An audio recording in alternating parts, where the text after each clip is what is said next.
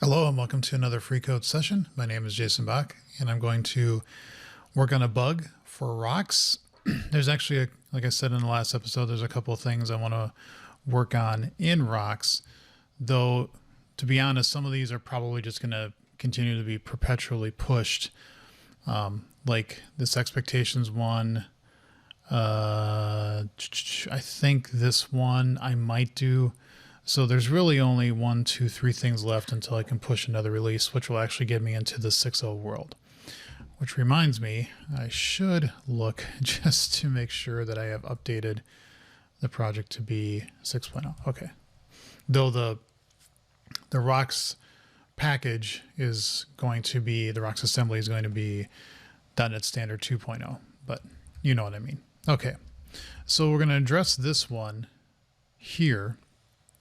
And this has to do with init properties. So there's get, there's set. In C#9, they added the ability to, they being the C# team, added the ability to allow you to do init properties. So these are properties that can be initialized within the scope of an object initializer.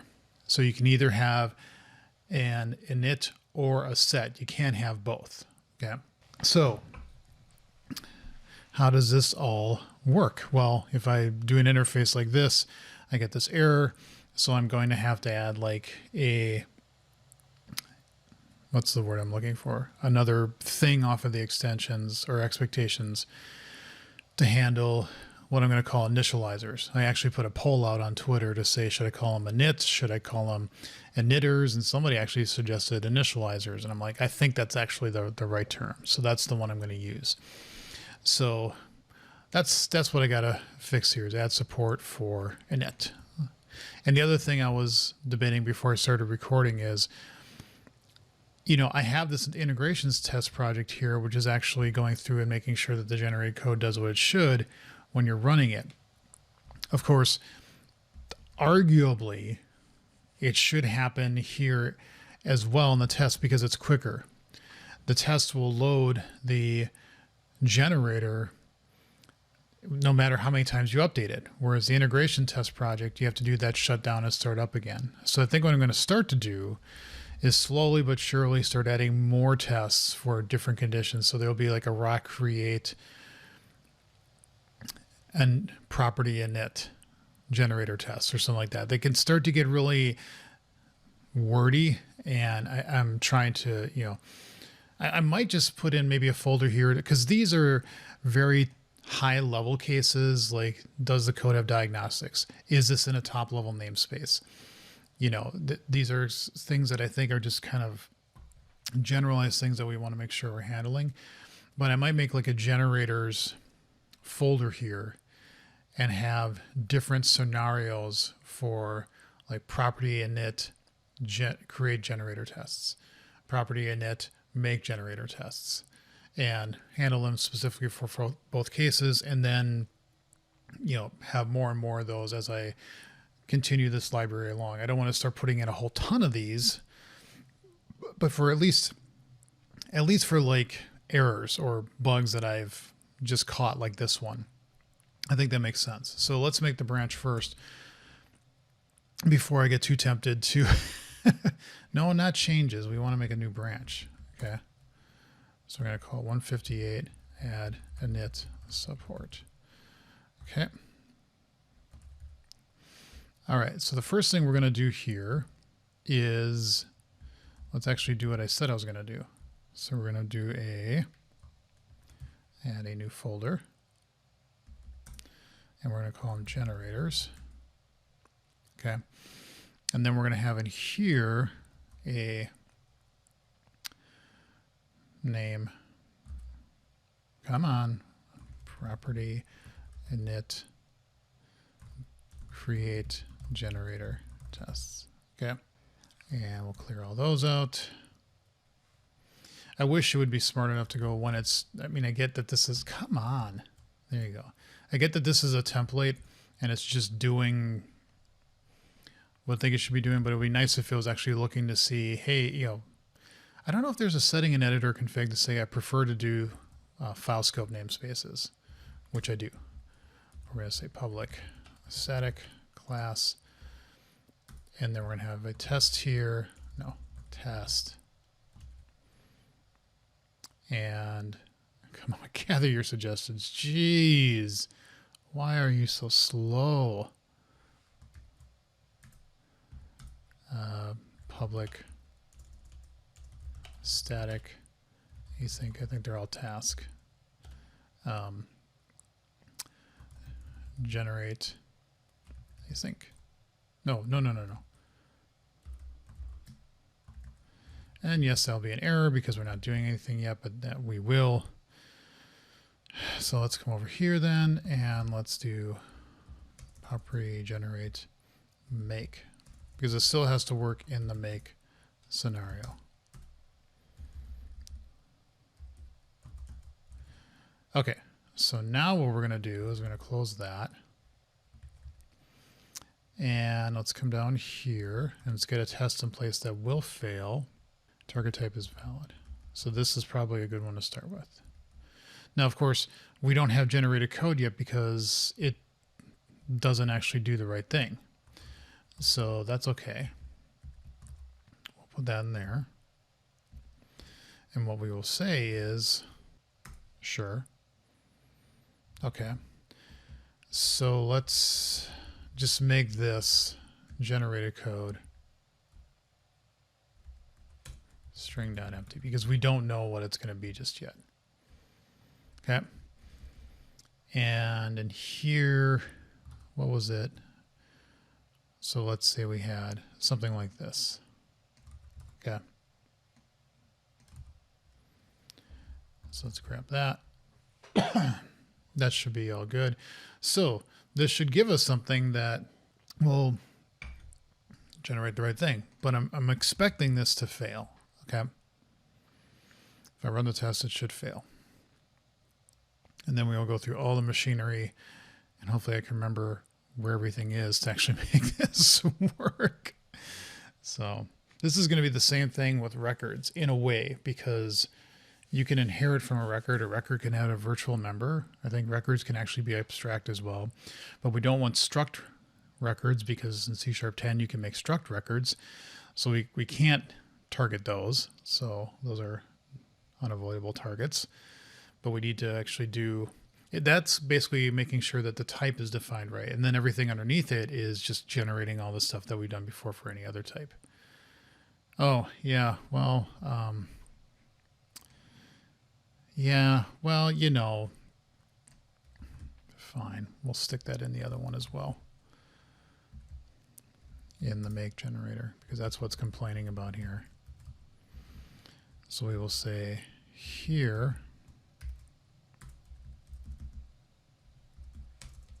make generator, which should fail as well. So now you can go and build for 20 minutes. Why are you barking now? What's the problem? Oh, okay, fine. You good now?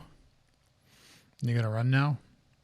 Okay, well, it succeeded. Now let's wait another 20 seconds before it finally tells me what I'm expecting, which is it should fail. And it did fail. Okay, I'm gonna have to get used to pausing the recorder when I'm doing tests, because again, when I'm recording, it just crawls. So what it's actually generating a whole bunch of code, but it's actually not. It says setters here. That's totally wrong. It's not a setter.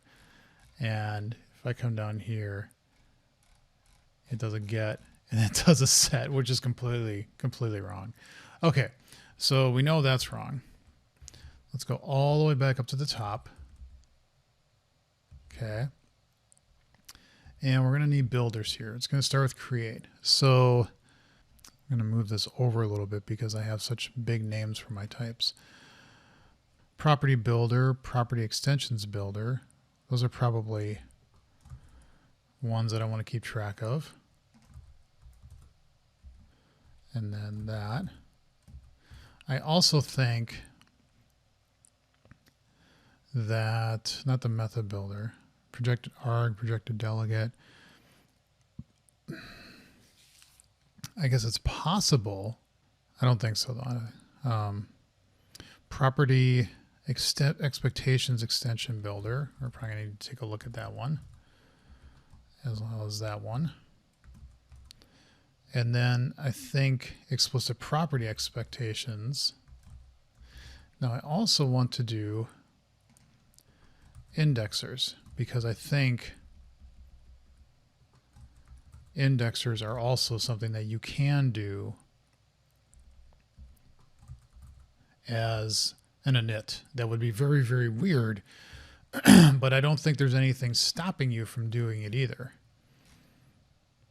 So if I come back down here, if I say like, do I have a test for just class indexer tests? Yes. Well, I want to do like an interface indexer tests. So let's just grab the, actually, let's just do something like, can I say init here? Not int, init. Yep, and that's perfectly fine. There's nothing wrong with that. Okay. So we do want to address that as well.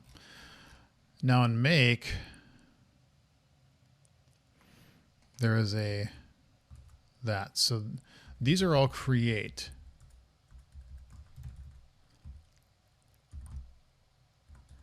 Okay, and then in makes,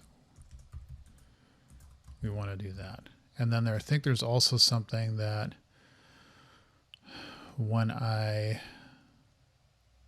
not build type, but the mock information, is that the one?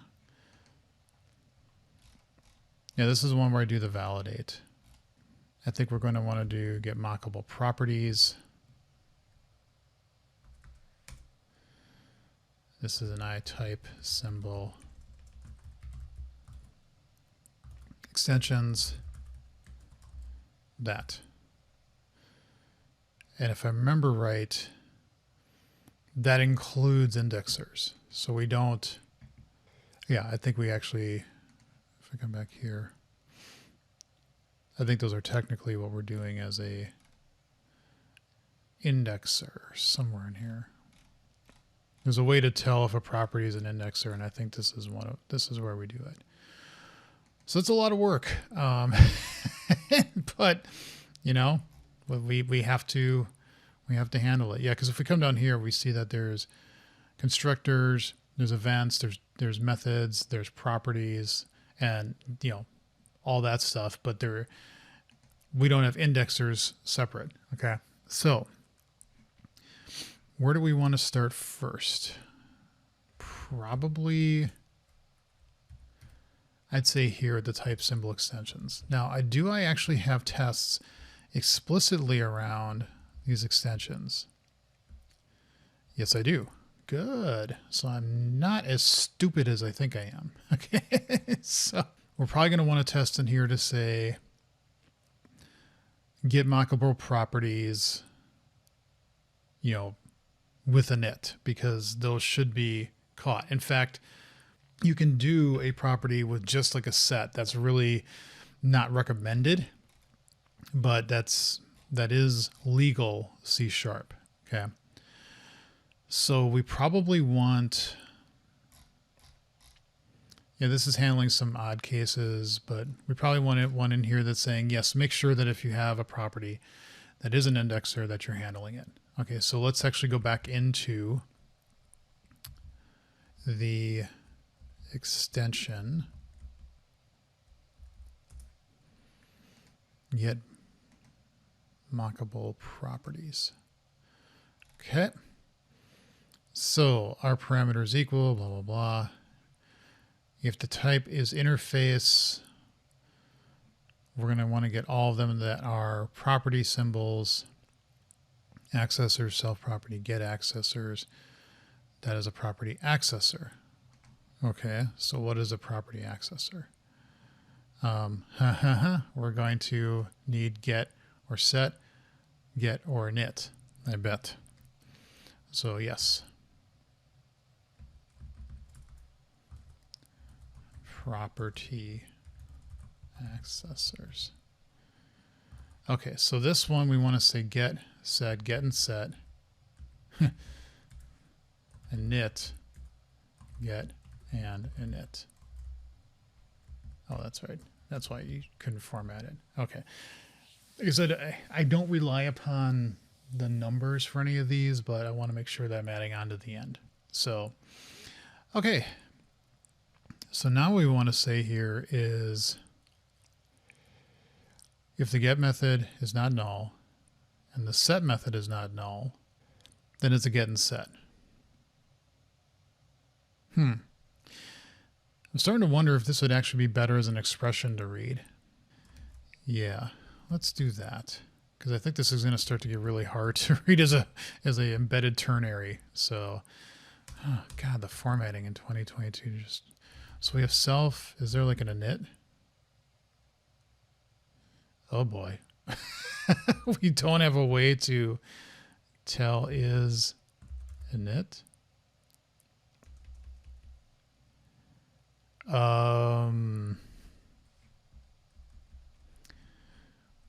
I have a sealed static unsafe virtual kind symbol kind. Well, that's a symbol kind.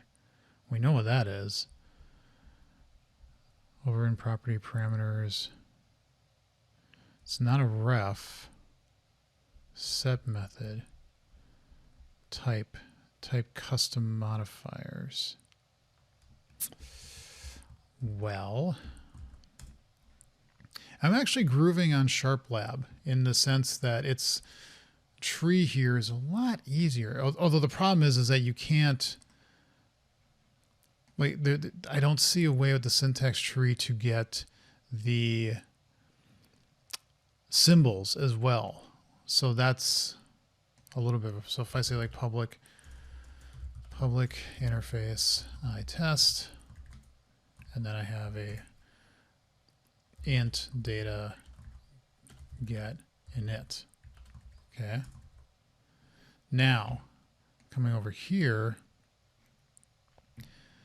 it has an init accessor declaration, which kind of makes sense. Okay.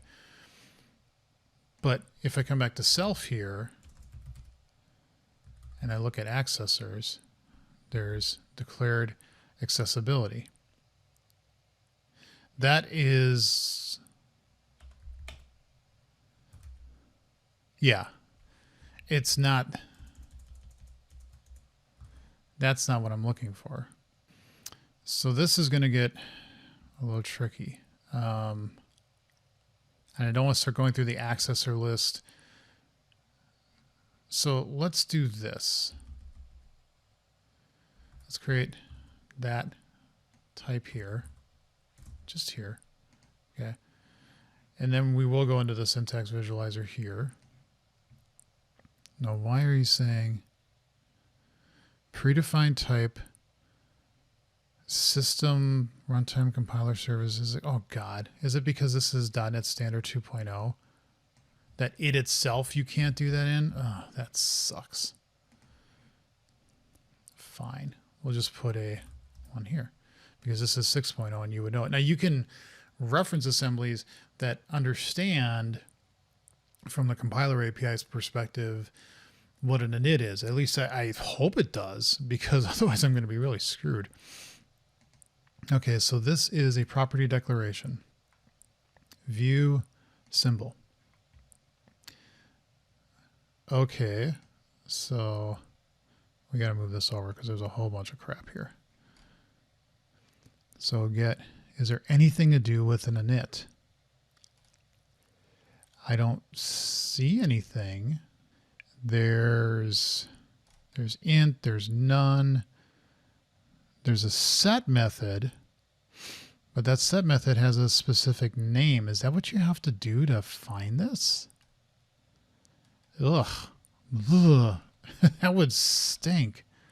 Get method. Okay, let's go to the internets and say Rosalind I property symbol init. Is there anything that's going to help me figure out No, that's way too early. That's 2016. Property symbol backing field. That's not. There's got to be a way to do this. There has to be. And I think I've hit another stopping point because I would be stunned if you can't look at a property symbol here. Represents a property or indexer, write only, returns by ref, type, parameters, get, set. The set accessor of the property. Yeah, but what happens if it's a init? Do you actually have to then look at, if I come back here and go to my extensions, no, property symbol extensions. Let's get rid of the syntax visualizer. Do I have to say self.node? I don't even have the node that this is. No, there's got to be. You can get the. No. Wait a minute. Come on. Except namespace containing symbol declares equals get accessors, get attributes, default value. Is there an attribute that you're going to have to find that says that it's an init? I wish this had like a way to move that over. So you have a get data. So it is, okay, that's right. It says that, you know what?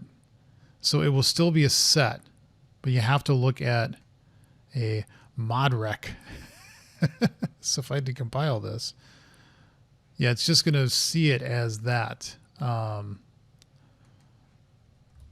I don't think you can look at